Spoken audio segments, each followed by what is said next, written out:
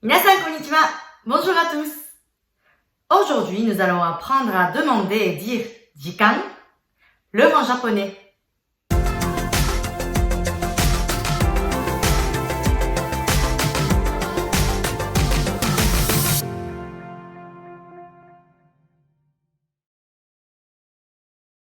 Ji est le mot qui suit le chiffre et qui signifie heure.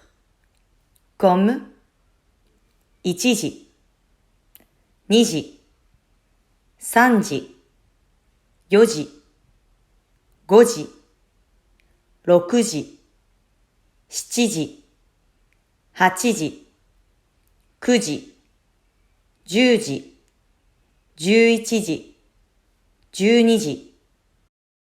Attention à 4 heures, à 7 heures et à 9 heures.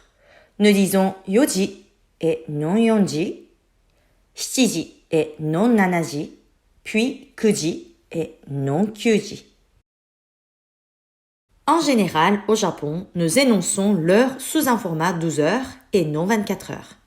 Dans un contexte où il faut préciser si on parle d'une heure du matin ou de l'après-midi, il faut ajouter gozen pour entre minuit et 11 heures et gogo pour entre 12 heures et 23 heures. Pour les minutes, nous utilisons le mot fun, mais son utilisation est un peu plus difficile que ji, car selon le chiffre qu'on met avant, fun peut se transformer à pun, comme 1分、2分、3分、4分、5分、6分、7分、8分、9分、10分. À partir de 11 minutes, nous mettons la même terminaison.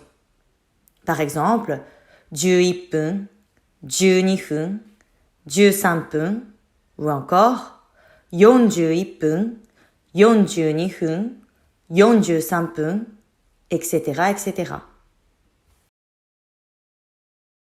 Pour dire demi, il faut ajouter le mot han après l'heure, comme 1時半, 1 heure et demie, 4時半, 4 heures et demie, 7時半, 7 heures et demie, etc.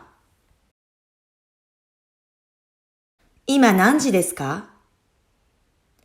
今何時ですか? Pour demander l'heure, utilisons le mot nanji qui veut dire quelle heure. Voyons la construction de cette phrase. Rappelez-vous que nan est le mot interrogatif qui signifie quoi et aujourd'hui il est accompagné de ji, heure. Des est l'équivalent du verbe être et ka final est la particule interrogative. Si cela ne veut dire rien, allez voir la vidéo suggérée. Exercice. 答えましょう。今何時ですか？1時です。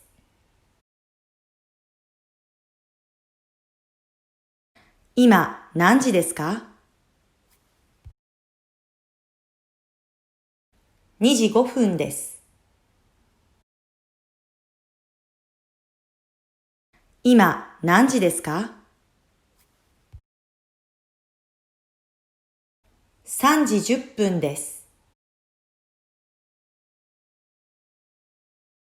今何時ですか？4時15分です。今何時ですか？5時20分です。今何時ですか？6時25分です。今何時ですか？7時30分です。7時半です。今何時ですか？8時35分です。今何時ですか9時40分です。今何時ですか？10時45分です。今何時ですか？11時50分です。今何時ですか？12時55分です。